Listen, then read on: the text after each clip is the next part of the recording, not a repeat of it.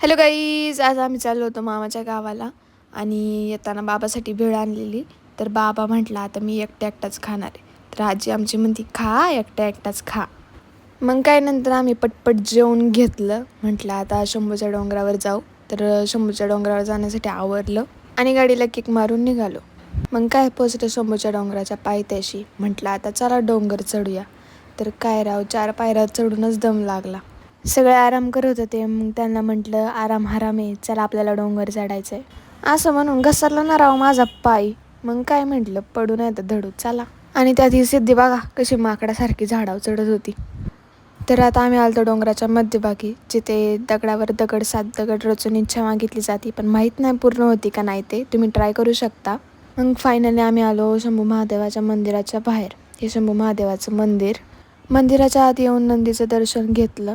नंदीचं दर्शन घेऊन झालं आणि नंतर आलो मारुतीचं दर्शन घेऊन तुळशीच्या पाया पडून शंभू महादेवाच्या मंदिरात.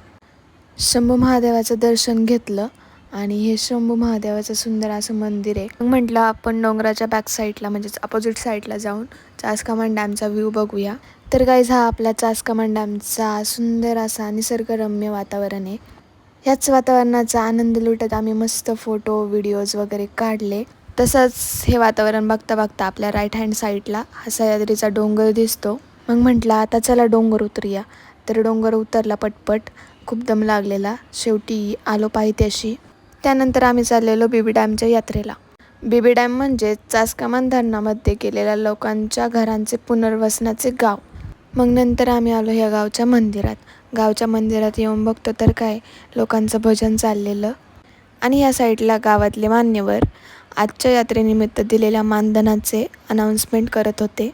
मग आम्ही या गावच्या वेतोळबाचे दर्शन घेतले आणि या साईडला काही ज्येष्ठ नागरिक रात्रीच्या कार्यक्रमाचे नियोजन करत होते. तर गाईज असा होता आपला आजचा दिवस. भेटूया नेक्स्ट व्लॉगमध्ये. थँक्यू.